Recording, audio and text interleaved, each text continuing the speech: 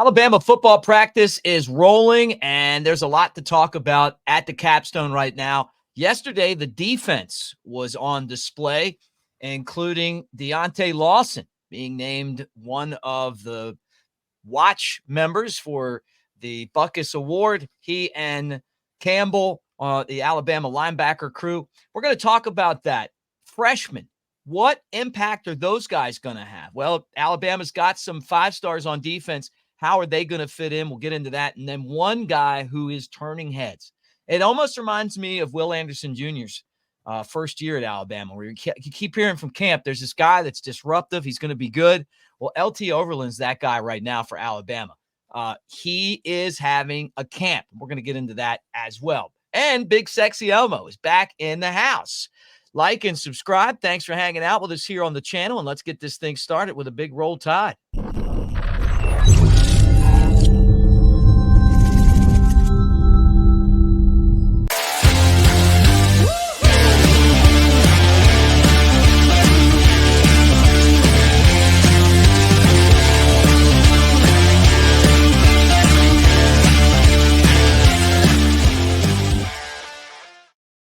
Back in the house, Big Sexy Elmo. Man, we missed you yesterday. Roll Tide. Roll Tide to you, Mick. Good morning, and good morning to everyone. Mick's got like 13 jobs, and I've got radio stations ready for high school football in Alabama and everything else. So it's a mission, but we're going to get through it because the kickoff is right around the corner. Yeah, guys, look, I'm enjoying what we're doing at Cover Crimson, and we're going to promote that on here. But I'll tell you what, our show and what we're doing on the Bama Tailgate channel is not changing. We'll have the Tailgate show with Jake Coker coming up during football season. We'll have Sunday Rollback on, so it'll be the same stuff we did before.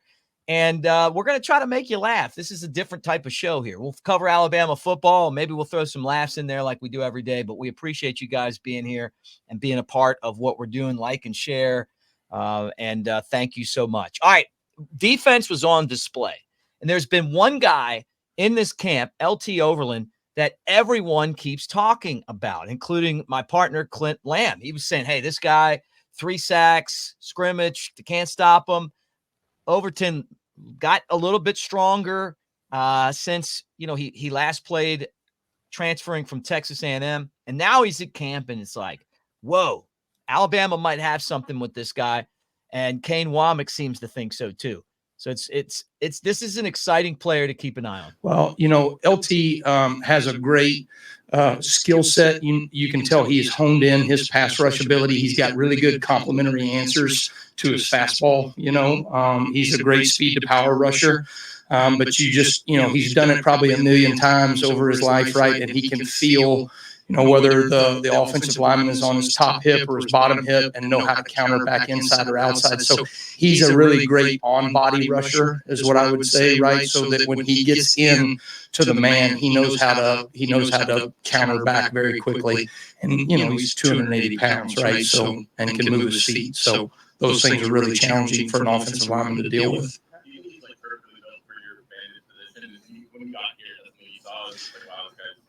I think him and Zebo Latham are really the frame, right? That's the ideal. That person has to play a 4-eye. They have to play a 5 technique. They got to play a 9 technique, right? Occasionally, right, they'll fall back inside on the run fit, some of those things, right? They can do a lot of different things. But I'm impressed with their athleticism. I mean, those guys, they can really move. They do a good job to be that big. I would say from a prototype bandit position, the field defensive end, that makes things really challenging to establish runs to the field when you have a 280-pound ass kicker over there. Oh, I love it. I love it. And I'll tell you, man, like when you look at what this guy was playing with at other stops, Indiana, South Alabama, he didn't have these kind of specimens. Not 280-pound ass kickers, that's for sure. Hey, and you're talking about the speed and agility. Let me tell you something. This guy makes a very good point. And Mick Gillespie, I want you to hone in and listen to me when I say this. Okay, you even got your Mark. Yeah, I've got my marker, which means I mean business today. Just because you're big doesn't mean you don't have some cat-like instincts.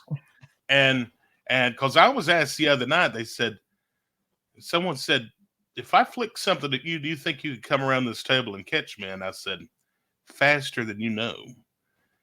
Don't let that fool you. But yeah, I love what we're seeing out of that, but he has a great point, man. These guys are big and they're fast, and I love it. Yeah, no, I hear you. Maybe not made for distance running, but in short No, bursts, you know. No. Short. Look, and believe me, short spurts, we could get it. Yeah. Hey, one of the other spots that we knew coming in was going to be a strength was linebacker, right? Yeah. Campbell, we saw what he could do last year. Very disruptive, can move, right? And then Deontae Lawson, who we weren't sure if he was going to go to the NFL or come back. He ends up coming back. I know he dealt with some injuries last year. This guy is such a big part of what Alabama can do defensively.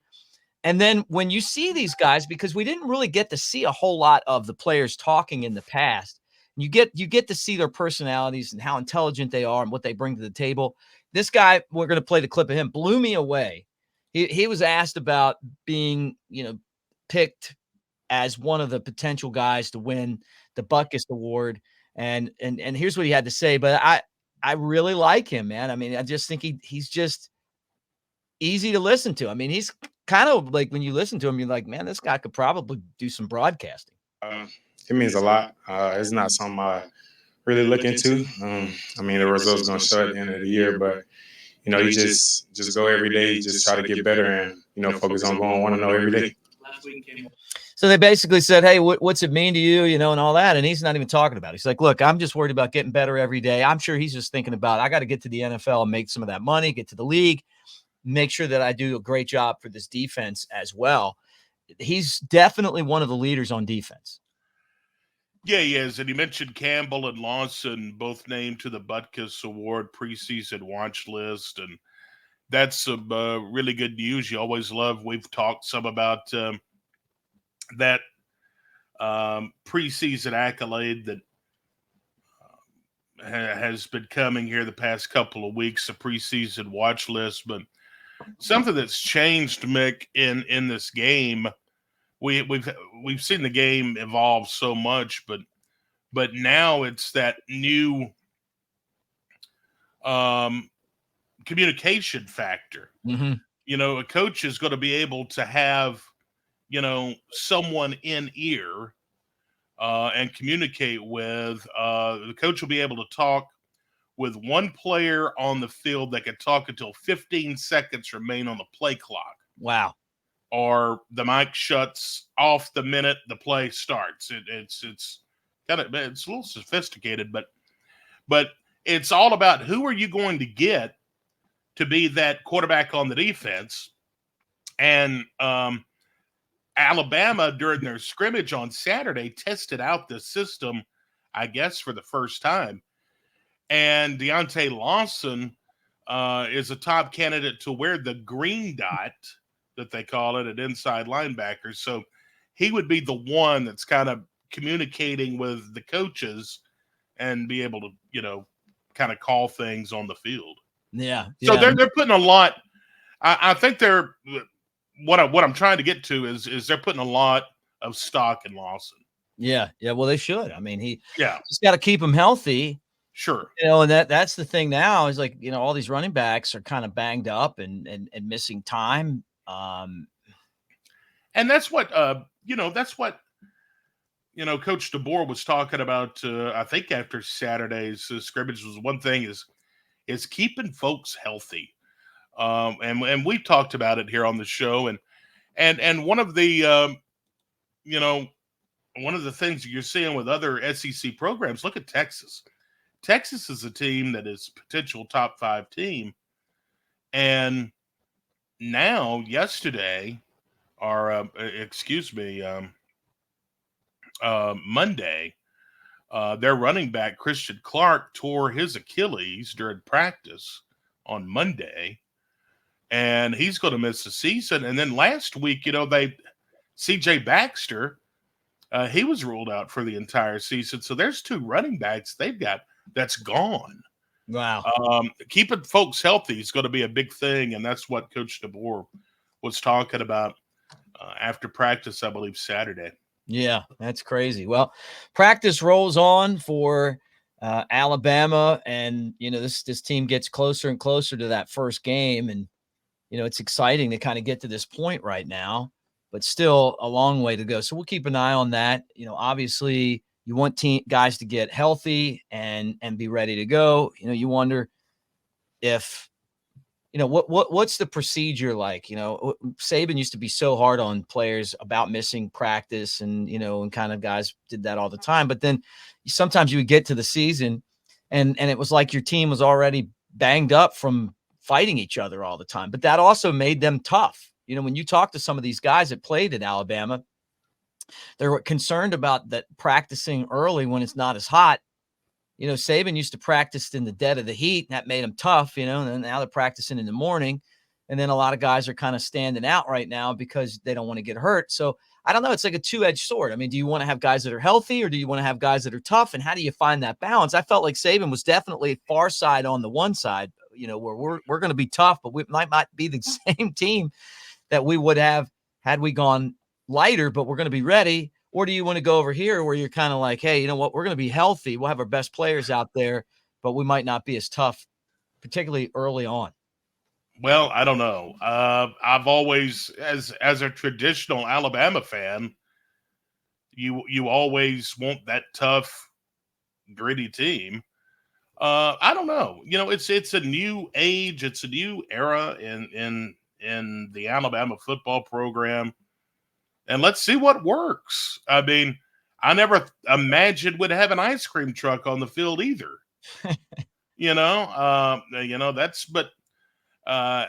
It's just, this is not Nick Saban's football team. Mm-hmm. This is Kalen DeBoer's football team. Yeah. And he's won everywhere he's been. So apparently he knows something about coaching football. Right. No doubt. Well, before you take over, I want to tell everyone about our latest deal. Oh, wow. Yeah. This is the 2nd and 26 Collegiate Classic print, right? 8x10 print. This play won the biggest play of the century, I think it was, right? Or the decade. I just need to check my notes here. I think it was the decade. Anyway, I think the biggest play in the SEC network era. Yes, that's what it was. Okay, yeah, I read that. It's one of the biggest plays ever. So in honor of that, use the promo code Bama Tailgate, 2nd and 26 from now until Sunday, 25% off. That includes framing. Wow. They hardly ever do these deals where they include framing. So you got Bama Tailgate. Go get it. When you get the checkout, where it says promo code Bama Tailgate, 25% off framing and the print. I think that's a great one. And I've got that one right there. You can't see it, but it's right on the other side. I love that print. I mean, what a magnificent moment. That was when you realize, Saban was different. Mick Gillespie, I know a deal. That's a deal. That's a deal. All right. That, and then we're brought to you by Pearl River Resort over in Philadelphia, Mississippi. And we want you guys to be there with us. I'm going to be there next Wednesday and Thursday with Steve Azar. We're going to hang out at Dancing Rabbit Golf Course. We're going to be at the Sports Book. Steve Azar, of course, famous country singer, and he's debuting his Bloody Mary mix. So we said, hey, I'll be there for that. Swing over if you're in the area at Pearl River Resort. But Philadelphia, Mississippi, not too far from Tuscaloosa. It is a great place. Dancing Rabbit Golf Course is the Augusta that you can play. And when you go to the Sports Book and you put $50 down, you can play Dancing Rabbit without a membership for $40. You get all the perks. Go out there, have a great time, play the course, bring your buddies, do the foursome, go out there and put, $50 on Alabama to win the basketball national championship like Brett did, and then take advantage of it. But Silver Star and Golden Moon have table games and slots, roulette, which is something that Brett loves, and much more. Really a great vacation. It's not far from Tuscaloosa. That's Pearl River Resort.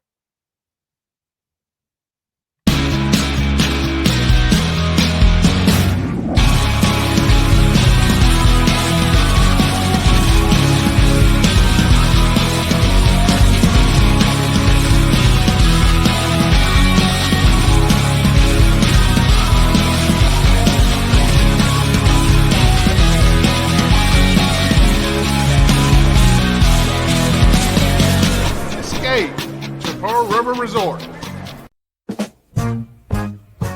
They call him Big Sexy. Coming at you from the Walker County. Jasper is his hometown. He's known for giving free rundowns. Oh, Big Sexy. Throwing out those Alabama thoughts. Sneaking out your mom's window without getting caught. Nick gives you the XP, but Big Elmo is here to please. Big Sexy Elmo on the Bama Tailgate Show.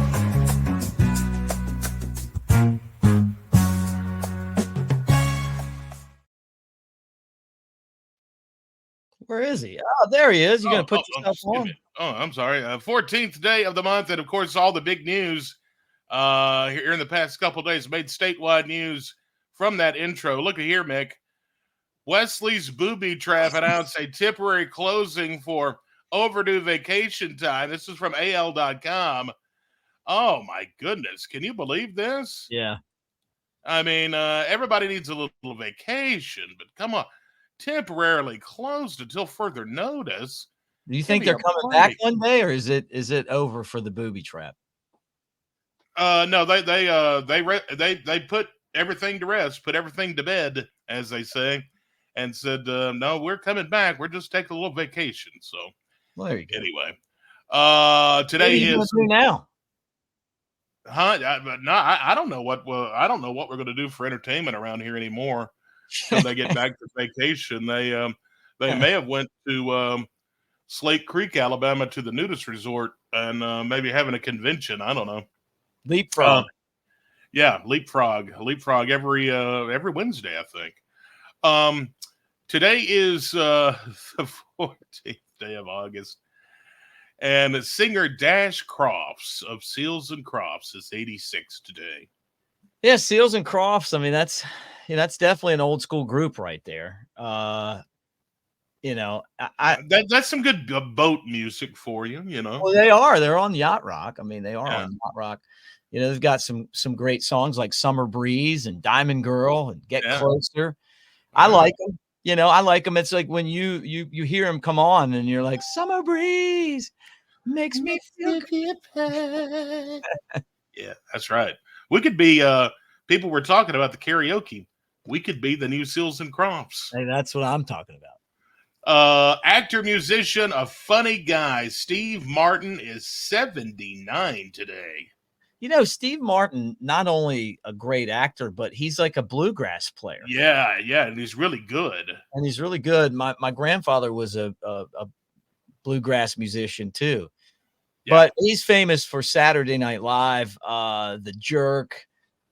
He was in Three Amigos, which to this day might be my favorite movie. It's definitely up there. We watched it so many times, can memorized a lot of the lines. Planes, Trains, and Automobiles. That's my favorite. You like that one? Yeah. Father of the Bride, Cheaper by the... I mean, he's got a whole list of stuff. But him and Martin Short, they're kind of like a team together. They do a lot of stuff. Yeah. And he's, the other thing is he's just stayed like people like him. Like he hasn't, like you'll hear people don't like Bill Murray and like hear stuff about, they can't get along with this guy or that guy. He's not that person. Yeah, he's 79 and I thought he was 79 like 30 years ago. I mean, he's looked the same. I mean, he doesn't age or anything. Right. Did you ever go to your grandmother's house and look on the bookshelf and see romance novels by Danielle Steele? No. She's 77 today, and your grandmother must have been a little more well, not like my family here, I guess. She might have been there. I just don't remember it. Right. Yeah. I know a guy whose grandmother used to hide the Danielle Steele romance novels inside of her Bible. And it always looked like she was reading the Bible, but no, she was actually reading Danielle Steele's smut novels. How did you find that out? Do I know? How do you find that out? Somebody just looked at it? Yeah, and when she passed away, the preacher said, Every time I'd come by her house, she was always reading her Bible. That wasn't the Bible she was reading. Oh boy. Yeah, that comes from our friend Bull Corey and his grandmother, Miss Corey. Yeah. Yeah. Okay. All right. And let's see, anything else here as far as celebrity birthdays? No, actually, nobody of. Oh no, Halle Berry is 58 today. Oh wow! Happy birthday. Today, if you're looking for something to celebrate, today's National Creamsicle Day. Love creamsicle, and even some creamsicle IPA beers are pretty good too. But Really, creamsicle is a it's got the orange with the white inside. It's good. Those are good. Yeah, those are good. And today's also National Tattoo Removal Day. Do you think Jelly Roll ever wanted to remove some of those tattoos from his face? Yeah, I grew up with a guy who looked a lot like Jelly Roll with his tattoos. We used to be pretty good friends, and he went to prison for a while and came back and had a lot of tattoos. And he told me that he was embarrassed by them and he wished that he could get them taken off. But there were just so many. I don't know if you can get that many of them taken off. Some of them look good, some of them not so good. Normally, those prison tattoos. Do you have any prison tattoos? No, no tattoos. Normally those things either turn out really good or you just have a really bad tattoo artist in there. It just depends on who you're rooming with, I guess. Yeah, right. And what kind of tools they have to work with. Most of the time, those things are not very hygienic. No, come on. But they're still prison tattoos, so I guess if you were to ever go to prison, would you get any prison tattoos? I think if I got to that point, I would. Okay. Do you have any tattoos from like professional? No, I don't, but I'd like to have some, but I just don't have any. Let's go get matching tattoos. Let's do it. If it's a Grateful Dead tattoo and you and I took you to your first Dead show. It was really Dead and Company, but a Dead show. You loved it. Everybody's talking about how great it was. If it was something, maybe we get the spear with the Dead, the Steely on it or something. It'd be cool. Yeah. We'll talk more about this at a later date.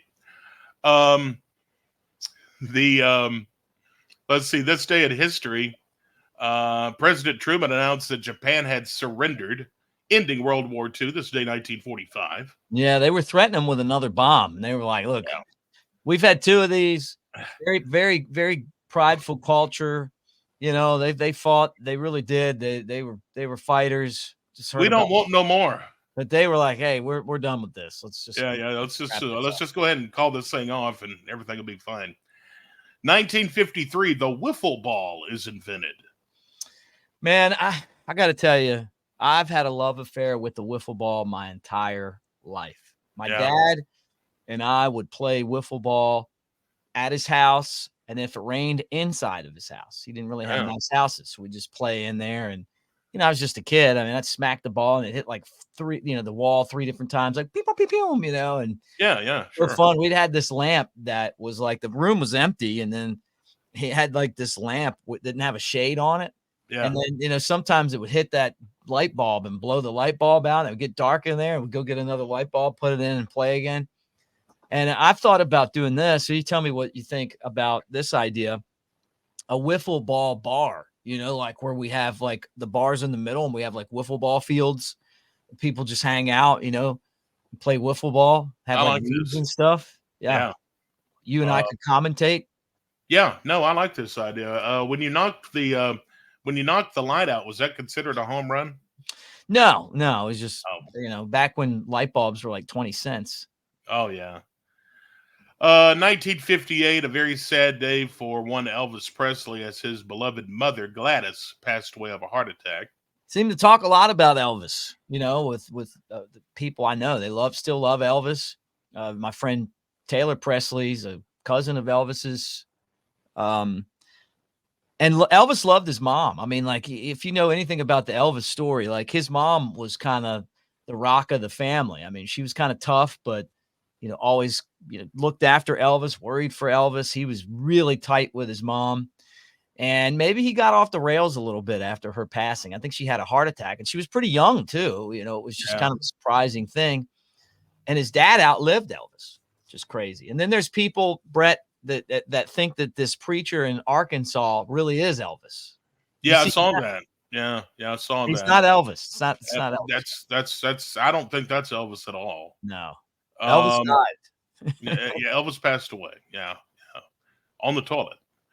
1982, a very popular hit by country musician David Frizzell peaks at number 1, called "I'm Gonna Hire a Wino to Decorate Our Home." Have you ever heard that song? No, I haven't, but It's a great song. You've heard it before? Oh yeah. Well, it was number 1. What are you kidding me? I love the creativity. I mean, that's a song that we haven't heard in a long time. Yeah. And anyway, that was this day in history. So that's a look at it. All right. There's no days today. No, no. Well, no, we went over that. What was it? What was it? Creamsicle Day? Oh, that's right. Okay. Yeah. Creamsicle Day. All right. National Tattoo Removal Day. About National I Lost My Brain Today Day. That's every day for both of us. Hey guys, thanks for being part of our show. We do this for you every day. Get in the comments section. Tell us what you think. We and I know some of you guys have asked about buying hats and stuff. We're gonna have some here shortly. But thank you. Really from the bottom of our heart for supporting the things that we're involved in, whether it's Brett's radio stations or the different things that I'm a part of. It means a lot to us because when there's days where we're like, hey, we're going to do this. And then we're like, man, the people need us. And we do it. I'm a man of the people. The people. The people. Roll Tide. Tide.